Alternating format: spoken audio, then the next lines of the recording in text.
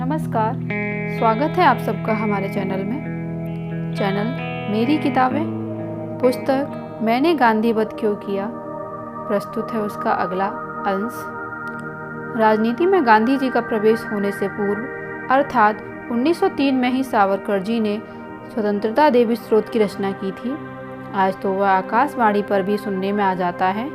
उन्होंने स्वतंत्रता की देवी का आह्वान करते हुए कहा था, तुझ साठी मरण ते जनन तुझ भीड़ जनन ते मरण, अर्थात तुम्हारे लिए मरना यह जीवन है और तुम्हारे बिना जीना मृत्यु है।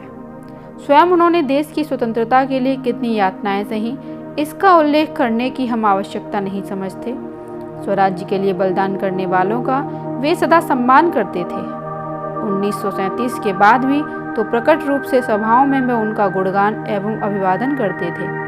हिंदू संगठन के अंतर्गत हिंदुओं को ही केवल एकाधिकार प्राप्त हो, ऐसी उनकी भावना नहीं थी, परंतु सहिष्णुता के नाम पर हिंदुओं के अधिकार छीनकर दूसरों को दे देने के वे विरोधी थे। हिंदुओं पर अन्याय किया जाए तथा उनके साथ पक्षपातपूर्ण व्यवहार किया जाए, यह उन्हें स्वीकार नहीं था। हिंदू महासभा और कांग्रेस में यदि परस्पर विरोध अथवा संघर्ष का विषय था तो केवल यही था। हिंदू महासभा तो राजनीति में पदार्पण कर रही थी, कांग्रेस की प्रजातंत्र की व्यवस्था दृढ़ थी। सावरकर जी के नेतृत्व में हिंदू महासभा का ध्येय था हिंदू संगठन और गांधी जी के नेतृत्व में कांग्रेस की हिंदू मुस्लिम एकता की नीति का विरोध। इस बात को लेकर गांधी जी एवं कांग्रेस का प्रचार तंत्र यह प्रचार करता था कि हिंदू महासभा स्वराज्य विरोधी है, वह प्रतिगामी है, आदि आदि। और इस प्रकार का प्रचार उस वातावरण में सहजता से खप जाता था। शस्त्र विद्या सीखने के लिए सेना में भर्ती होना चाहिए। स्वयं सुलभ इस प्रकार के सुअवसर को ऐसे समय में ठुकरा नहीं देना चाहिए। यथोचित समय पर शस्त्र का उपयोग किस प्रकार करना है, इसको समझना चाहिए। सावरकर जी के इस प्रकार के प्रचार का विपरीत अर्थ लगाया जाता था। उसका परिणाम यह हो रहा था कि हिंदू जनों के विरोध को देशभक्ति का नाम दिया जा रहा था और हिंदू महासभा के कार्यकर्ताओं पर किए जाने वाले आक्रमणों को स्वराज्य प्राप्ति का मार्ग माना जाने लगा था। इस प्रकार छद्म प्रचार का उत्तर देने के लिए कभी तो स्वतंत्र विचारों के समाचार पत्र आगे आ जाते थे, किंतु सर्वदा एवं सुसंगठित रूप से ऐसा कोई प्रयत्न संभव नहीं हो पाया था। तब साधारण कोटि के 2-4 समाचार पत्रों का संचालन हिंदू महासभा के लिए किया जाने लगा। आज यदि कोई कहे कि शराबबंदी का कार्यक्रम सफल हो गया है तो संभवतः हम लोग हंसते हैं, किंतु उस समय कोई यदि कहता कि हिंदू मुस्लिम एकता का प्रयास सफल हुआ है तो उस समय हंसने की सुविधा नहीं थी। उस हिंदू मुस्लिम एकता के विरोध में कोई सप्रमाण लेख भी यदि लिखा जाए तो उस लेख को प्रकाशित करने वाले समाचार पत्र को दंडित किया जाता था। युद्ध काल में शासकीय स्तर का प्रचार तंत्र विपक्षी को चकमा देने के लिए किया जाता है। उस समय कांग्रेस ने इस बात का भी ध्यान नहीं किया कि उनका अपना कौन है और पराया कौन है। यदि उन्होंने प्रचार तंत्र का भी उपयोग किया तो आत्मवंचना एवं जनवंचना के लिए ही। मुस्लिम राष्ट्र का यदि निर्माण हुआ तो वह हिंदुओं की भूमि पर ही हुआ, भारत के बाहर के किसी देश की भूमि पर नहीं। अखंड हिंदुस्तान यही हमारे देशभक्त की कर्मभूमि है। जिस लाहौर में दिनांक 16/1/1929 को पंडित नेहरू ने संपूर्ण स्वतंत्रता का प्रस्ताव पारित किया था, विभाजन के बाद वही लाहौर भारतवासियों के लिए विदेश बन गया। भले ही प्रचार तंत्र के आधार पर कांग्रेस ने यह प्रचलित किया हो कि उसने द्वैराष्ट्रवाद का सिद्धांत स्वीकार नहीं किया। स्वराज्य प्राप्ति के समय 1942 के आंदोलन के आसपास अंग्रेज शासकों ने पूरे देश में 15 सहस्त्र से अधिक लोगों को मार डाला। कांग्रेस महासमिति की कार्यवाही में ऐसा माना गया है, सुभाष बाबू की आजाद हिंद सेना तो आमने सामने ही खड़ी थी। नौसेना ने जब विद्रोह किया था तो उस समय भी अनेक का बलिदान हुआ था।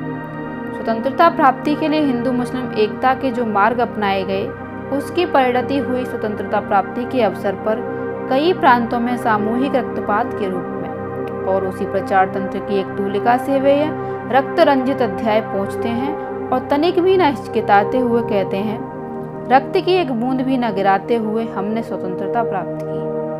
उस प्रचार तंत्र में अपने शत्रुओं को भ्रमित करने की शक्ति तो थी ही नहीं। हाँ, अपने ही बंधुओं को वंचना देने में हमने अपना और अपने देश का गौरव समझा। गांधी को इस देश की जनता ने नेतृत्व दिया, इस बात को भले ही अस्वीकार न किया जाए, किंतु शासन की धारणा तो आज यह बन गई है कि यदि उनकी असफलताओं का कोई बखान करेगा तो उससे उनकी राष्ट्र प्रतिष्ठा को क्षति पहुंचेगी। इसलिए गांधी की झूठी प्रशंसा को स्थायी बनाने के लिए अथवा उसको बनाए रखने के लिए भारी प्रचार किया गया। उस समय वस्तु स्थिति का वर्णन करने वाले व्यक्ति या दल बहुत थोड़े थे। ऐसे ही थोड़े लोगों में सावरकर जी सबसे आगे थे, परंतु उनकी आवाज़ किसी ने नहीं सुनी और अंत में हमको सदा के लिए पीड़ा पहुंचाने वाले पाकिस्तान का निर्माण हो गया। उस खंडित हिंदुस्तान में तो निंदा पक्ष में हिंदू हितों का होम न होने दो, क्योंकि इससे स्वतंत्रता फिर संकट में पड़ जाएगी। इसके लिए शस्त्र शक्ति का संचय करो, एक पक्षी अहिंसा का प्रचार मत करो। आदि बातों पर ही सावरकर जी का आग्रह था। सावरकर और गांधीवाद में यही मूलभूत अंतर था। केंद्रीय मंत्रिमंडल में भी एक गुट ऐसा बन गया था जिसको गांधी जी की नीति का खोखलापन दृष्टिगोचर होने लगा था। नेहरू और मौलाना आजाद का गुट यदि गांधी जी की छीड़ हो रही मान प्रतिष्ठा को बनाए रखने के लिए प्रयत्नशील था, तो सरदार पटेल के नेतृत्व वाले गुट का झुकाव वास्तविकता की राजनीति की ओर था। इस प्रकार का आभास हमें मौलाना आजाद लिखित पुस्तक इंडिया विवंस फ्रीडम से भी स्पष्ट मिलता है। इस खींचातानी के बीच में ही गांधी जी ने पाकिस्तान को 55 करोड़ रुपया दिलाने के लिए अनशन तक की चेतावनी दी और उन्हीं दिनों गांधी जी का अनशन दिल्ली के हिंदुओं पर लादी गई शर्तों, गांधी जी की प्रार्थना सभा में बम का विस्फोट और 10 दिन बाद गांधी जी का वध, ये सारी घटनाएं बड़ी शीघ्रता से संपन्न होती गईं। हिंदू हितों की हठपूर्वक उपेक्षा करने के कारण ही गांधी का वध हुआ, ऐसा समझने में शासन को कोई समय नहीं लगा। हिंदू हितों की रक्षा करने वाले नेता सावरकर ही जी थे, इसलिए शासन का सीधा उन पर रोष होना भी स्वाभाविक सी बात थी। यही कारण है कि प्रत्यक्ष प्रमाण प्राप्त न होने पर भी किसी दूरसूत्र द्वारा उन्होंने इस हत्याकांड में सावरकर जी को फंसाने का निश्चय किया। मंत्रिमंडल में यद्यपि मतभेद रखने वाला एक गुट था, तथापि ऐसा प्रतीत होता है कि उन्होंने भी उस समय चुप रहने का निर्णय किया और अपने विचारों को सार्वजनिक रूप में प्रकट नहीं किया। कारण कि अभियोजकों को शासन का पक्ष बलवान करना था, इसलिए सावरकर जी की प्रेरणा से और आदेश से गांधी वध किया गया होगा, ऐसा तर्क न्यायालय के सम्मुख प्रस्तुत किया गया। शासन की ओर से हिंदू हितों को हानि पहुंचाने के उद्देश्य से सावरकरवादी गुट पर येन केन प्रकारेण किसी प्रकार से प्रतिबंध लगाकर फिर अपनी मनमानी करने के उदाहरण हमें उसके बाद भी मिले हैं। ज्यों ही नेहरू लियाकत चर्चा का विषय प्रारंभ हुआ था, त्यों ही सावरकर जी तथा अन्य अनेक कार्यकर्ताओं को 1950 में स्थानबद्धता का दंड दिया गया था। मानो हिंदुओं का अहित करके ही हिंदुस्तान और पाकिस्तान के संबंध सुदृढ़ हो सकते थे। हिंदू हितों की आहुति देकर धर्मनिरपेक्षता को निभाने के लिए उस समय के शासकों में इस प्रकार का किंतु द्वेष विद्यमान था। इसी धारणा के वशीभूत सावरकर जी को गांधी वध कांड के में शासन द्वारा फंसाया गया था। सावरकर जी के प्रति इस द्वेष भावना को कम होने में अनेक वर्ष लगे। अभियोग के कार्यकाल में बंदी के रूप में सावरकर जी का व्यवहार। जब सावरकर जी को गांधी वध कांड में फंसाकर कारागार में रखा गया, तो उन्होंने अन्य अभियुक्तों को इस प्रकार नहीं कहा कि वे लोग उनके साथ किसी प्रकार संपर्क सूत्र न रखें, क्योंकि इससे अभियोजकों को अपने पक्ष को पुष्ट करने के लिए प्रमाण प्राप्त होंगे। जिन दिनों गांधी हत्याकांड के सहयोगियों की खोज जारी थी, उन दिनों बंदी बनाए गए सभी अभियुक्तों को बम्बई के गुप्तचर विभाग के कार्यालय में रखा गया था। सावरकर जी को आर्थर रोड के बंदीगृह में रखा गया था। अधिक समय मांगने के लिए एक बार उनको चीफ प्रेसिडेंसी मजिस्ट्रेट के न्यायालय में उपस्थित किया गया। उसी दिन अन्य अभियुक्तों के लिए भी अधिक समय की मांग करनी थी, अतः उनको भी वहां उपस्थित किया गया था। सावरकर जी को सम्मुख देखते ही जो पहला प्रश्न मन में उठा वह यह था कि क्या वे बोलने की मनस्थिति में हैं। वाहन की प्रतीक्षा के समय सब लोग बरामदे में रुके थे। कुछ बोलने के उद्देश्य से नाना आपटे सावरकर जी से बोले, ये पुलिस के अधिकारी बोलते समय तो ऐसा प्रतीत होता है कि मुख में शक्कर भरकर बोलते हैं। सावरकर जी ने खुले मन से उत्तर देते हुए कहा, इसके लिए आपको उन्हें धन्यवाद देना चाहिए, क्योंकि वैसा करने के लिए उन पर कोई बंधन नहीं है। सावरकर जी का उत्तर सुनकर प्रतीत होता था कि इस गिरफ्तारी से सावरकर जी हताश अथवा खिन्न नहीं है, और ऐसा भी प्रतीत होता था कि उन्होंने ये धारणा बना ली थी कि जो हो न्यायालय कार्य विधि से उनको गुजरना ही पड़ेगा। इस दृष्टि से उन्होंने अपनी मानसिक स्थिति बना ही ली होगी। आज तक सभी ने सावरकर जी को संकट में छाती तानकर ही खड़े हुए पाया था और आज सभी उनको इसी प्रकार उसी रूप में देख रहे थे। दिल्ली के लाल किले वाले बंदी गृह में शंकर किस्तैया और बड़गे को छोड़कर शेष सभी एक साथ ही रहते थे। सबकी फैली खुली भेंट दिनांक 27/5/1948 को हुई थी। आपटे और नाथूराम के साथ सावरकर जी का घनिष्ठ संबंध था। न्यायालय अथवा कारागार में भी उसी प्रकार का घनिष्ठ संबंध निभाने से किसी प्रकार का संदेह हो सकता है, अतः वैसा न किया जाए। यह बात सावरकर जी के मन में कभी नहीं आई। जेल के अतिरिक्त न्यायालय में भी अवकाश के क्षणों में अन्य सभी लोगों के साथ वे वार्ता में बिना संकोच निमग्न रहते थे। जब सब प्रथम बार मिले तो उन्होंने प्रत्येक से पूछा कि पहली भेंट में पुलिस ने तथा न्यायालय ने किससे क्या कहलवा लिया है। सभी लोगों की बातों को सुनकर उन्होंने बताया कि कथनों से किसके विरुद्ध क्या क्या प्रमाण एकत्रित किए जा सकते हैं। सारी संभावनाएं उन्होंने बाकी अभियुक्तों के सम्मुख स्पष्ट की। नाथूराम को सावरकर जी पंडित शब्द से गौरवान्वित किया करते थे। इससे उन पर किसी प्रकार की आंच आएगी ऐसा उन्होंने कभी नहीं सोचा। अपने लिखित उत्तर में भी नाथूराम के साथ पंडित शब्द को जोड़ा था। बहुत वर्ष पूर्व किसी एक व्याख्यान में, जिसको टेप रिकॉर्ड पर लिया गया था, उसमें भी उन्होंने नाथूराम को पंडित विशेषण से ही संबोधित किया था। नाथूराम और आपटे के समान ही अन्य अभियुक्तों के साथ भी उनका स्नेह संबंध था। एक दिन जब नाना के विरुद्ध साक्षी हुई तो उन्होंने आपटे से पूछा, यह साक्षी आपके विरुद्ध आने का क्या कारण है?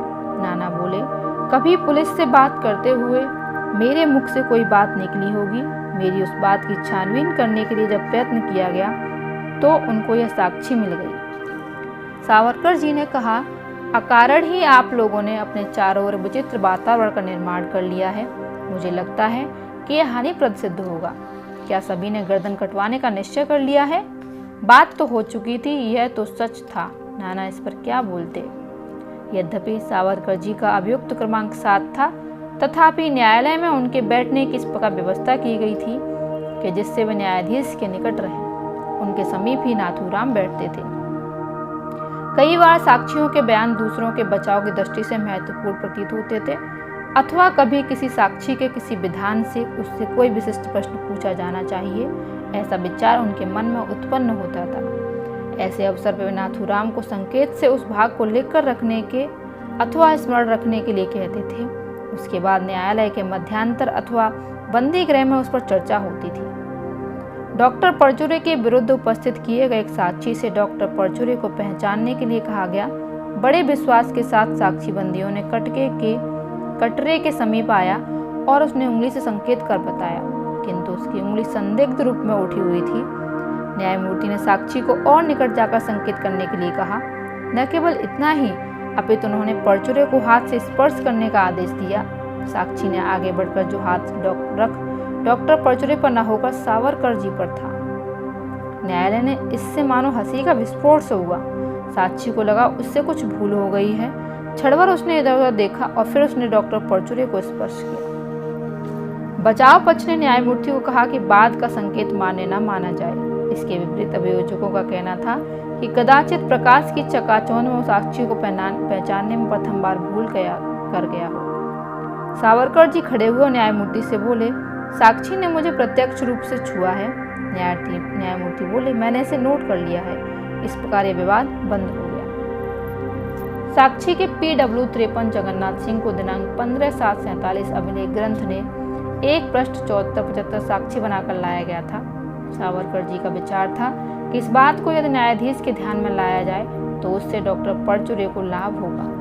तत्कालीन बंबई राज्य के गृह मंत्री श्री मोरारजी देसाई की साक्षी चल रही थी। प्रति परीक्षण में अपने अधिवक्ता के द्वारा नाथूराम ने न्यायालय के सम्मुख यह स्पष्ट किया कि अग्रणी और हिंदू राष्ट्र दैनिक को मोरारजी देसाई ने किस प्रकार तंग किया था।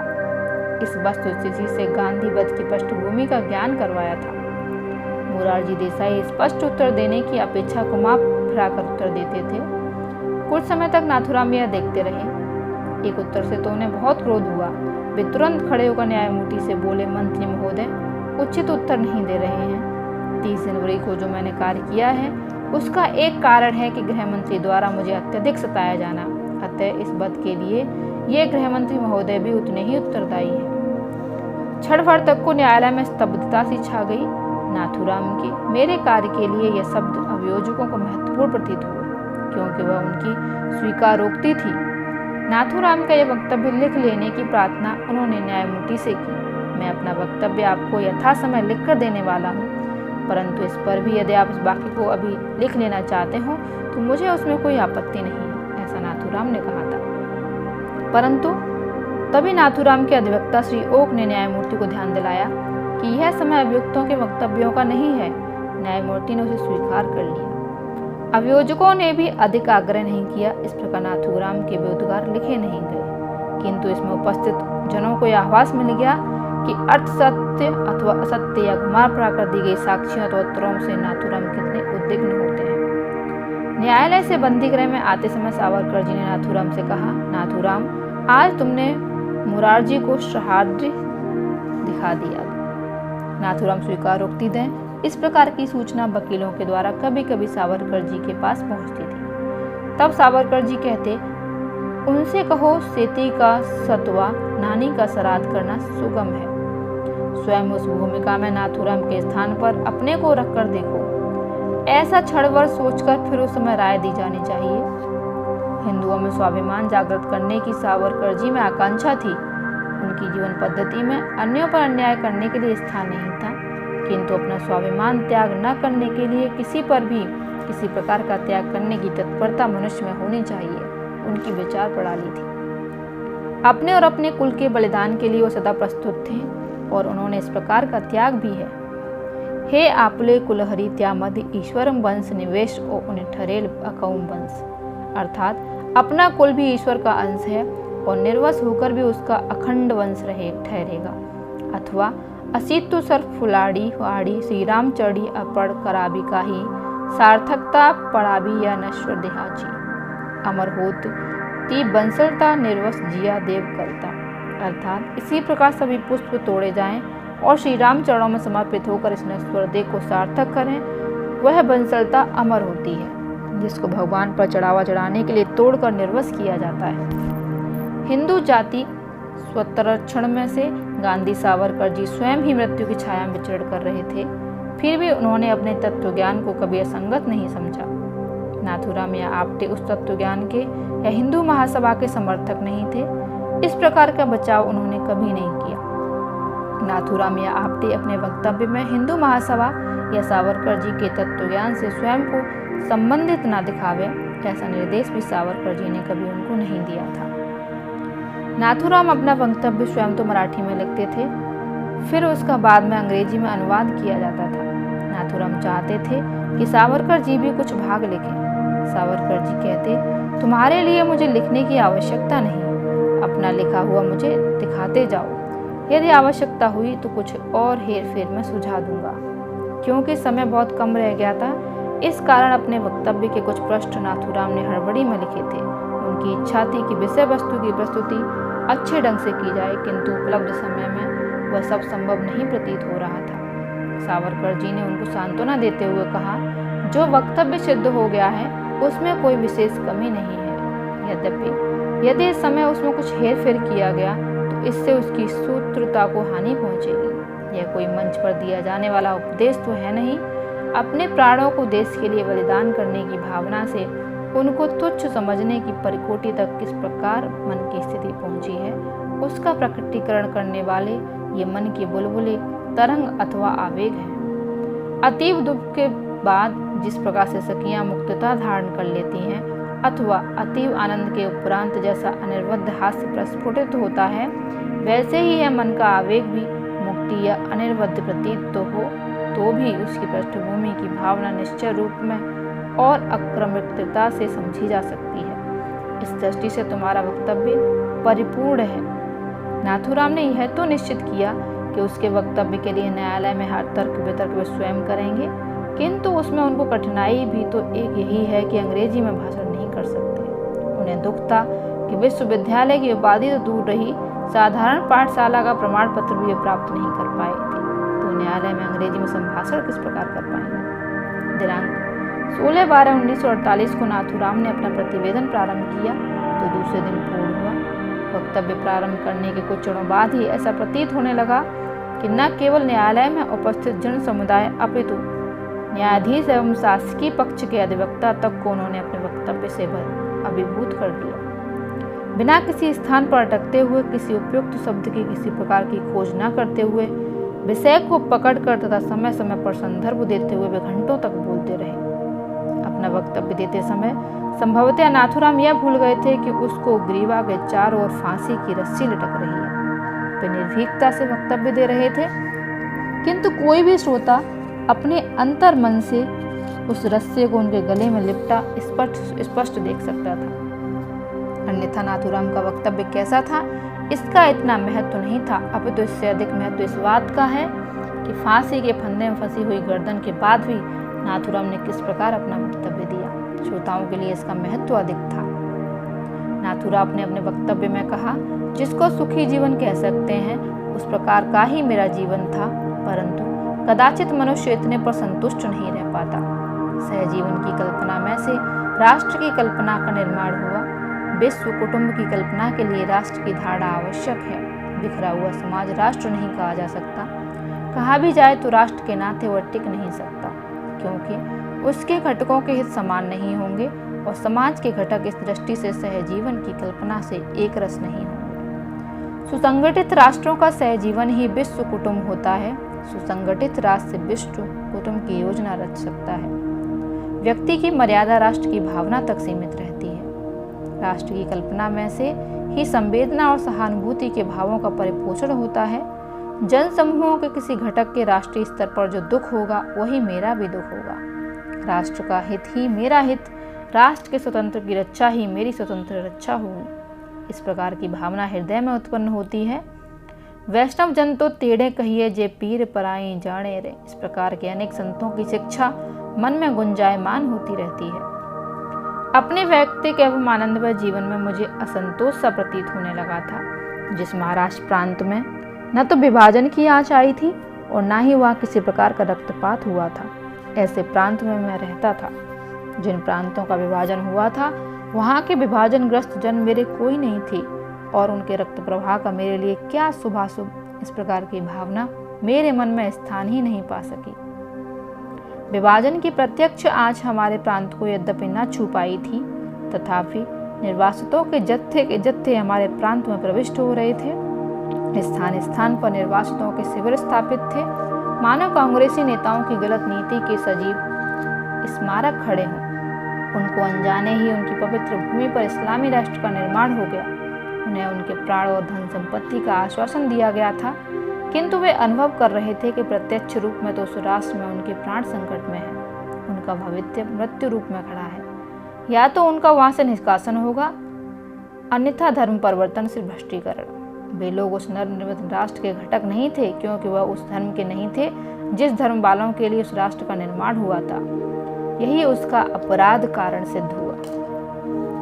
कारण कि वे इस राष्ट्र के ही सदस्य थे, इस राष्ट्र में ही एक रूप से रह सकते थे तथा सहारा लेने के लिए ऐसा कोई अन्य राष्ट्र भी उनको नहीं था। इस भूतल पर अन्य कोई ऐसा देश भी उनके लिए नहीं था, अतः वे भारत आए।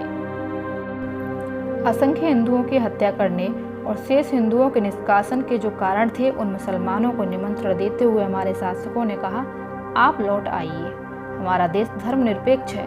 आप कैसा भी व्यवहार क्यों न करें, हम तो आपसे भला ही व्यवहार करेंगे। आवश्यकता हुई तो आपने जिन निर्वासितों को हमारे देश में भेजा है उनको खुले मैदान में रखकर भी हम आपको पुनः दिलवाएंगे, और आपके घरों को यदि कोई रिक्त नहीं करेगा या आपको मारने के लिए कोई हाथ उठाएगा तो उनका पूरा नाश करने के लिए हमने अपनी सेना को तैयार किया हुआ है। हमारी बंदूक आपके ऊपर कभी नहीं तनेगी, क्योंकि उससे हिंसा होने का भय है। इससे विश्व में हम अपमानित हो जाएंगे। इस प्रकार निर्वासितों को पुनः निर्वासित बनने की बारी भी आई। सहिष्णुता के नाम पर अन्याय की कठोरता की सीमा तक पहुंच चुकी थी। इसकी मीमांसा प्रमाण सहित और संदर्भ सहित करते हुए नाथूराम अपने वक्तव्य के उच्चतम बिंदु की ओर जा रहे थे। अपने राष्ट्र में कोई भी व्यक्ति ऐसा नहीं होगा जो सभ्यता और शिष्टाचार से परिचित न हो। जो प्रश्न चर्चा और वार्तालाप से सुलझ सकता है, उसको उसी प्रकार सुलझाने में भी किसी को किसी प्रकार की आपत्ति नहीं होती। बुद्धि के बल पर प्रतिपक्ष को अपना दृष्टिकोण समझा देने की क्षमता हम में होनी चाहिए, परंतु उसके साथ ही साथ यदि किसी ने शस्त्र बल से आह्वान दिया तो उसका प्रत्युत्तर भी उसी प्रकार देने की क्षमता तो हम में होनी ही चाहिए। यह सूत्र रूप में स्पष्ट करने के लिए उन्होंने अपने वक्तव्य में शास्त्र का एक वचन उद्धृत किया था, अग्रतश्चुतरा वेदा पृष्ठते ससरम धनु इति ब्रह्मामिदं छात्रम सापादपि सरदपि। अर्थात मेरी बाड़ी पर 4 वेद हैं और पृष्ठ पर धनुष बाण, एक में ब्रह्मा तेज है तो दूसरे में क्षत्रिय बल, एक साप द्वारा और दूसरा सर तीर चलकर तुम्हारा नाश कर सकता है। ब्रिटिश काल में क्रांतिकारियों को लोकप्रियता तो कम प्राप्त होती थी, किंतु मेरे तो इस अभियोग में राजसत्ता भी मेरे विरुद्ध है और लोगों को भी कदाचित यह कार्य अप्रिय है। इस कारण दुगने रोष के मध्य में मैं स्थित हूँ, किंतु मेरी धारणा है कि विभाजन से प्रारंभ कर पाकिस्तान को 55 करोड़ रुपया देने तक के सभी कार्य गांधी जी की नीति का ही परिणाम थे। उन पर आरोप लगाने वाला कोई न्यायालय नहीं बन पाएगा। जब मुझे ऐसा असंभव प्रतीत हुआ तब वह मुझे वास्तव में अप्रिय प्रतीत होने वाली यह बात करनी पड़ी।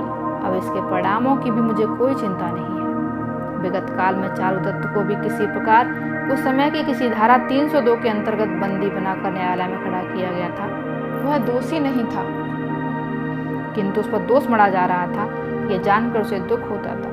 उसे मृत्यु का भय नहीं था। वह कहा करता था, न भीतो परदास में केवलम दूषितम यश है, अर्थात मृत्यु का भय तो मुझे नहीं है, मेरा चरित्र दूषित होगा यह मुझे भय है। लोगों में मेरे संबंध में अप्रियता, कटुता अथवा घृणा जैसे निर्माण होगा या निर्माण की जाएगी, इसका भी मुझे भय नहीं है। मेरे कार्य के उद्देश्य का विपरीत अर्थ न लगाया जाए, इतनी ही मेरी इच्छा है। न्यायालय पूर्ण रूप से भरा हुआ था। सभी श्रोता दत्त चित्त होकर सुन रहे थे। हृदय से निकलने वाले उस समय के उद्गारों को कहीं प्रकट करने का अवसर नहीं था। विचार स्पष्ट थे। सुने हुए भाषण से ही लोगों के कंठ रुंध गए थे, अश्रुकण आंखों से बाहर निकल आए थे। नाथूराम ने आगे कहा, मराठी क्षेत्र में विख्यात व्याख्याताओं की श्रेणी में मुझे गिनती है। विषय से एक रूप होकर बोलने के कारण ही इस ऑडियो में अभी तक के लिए इतना ही। मिलती हूँ अगली ऑडियो में पुस्तक के अगले भाग के साथ। तब तक के लिए धन्यवाद। आपका दिन शुभ हो।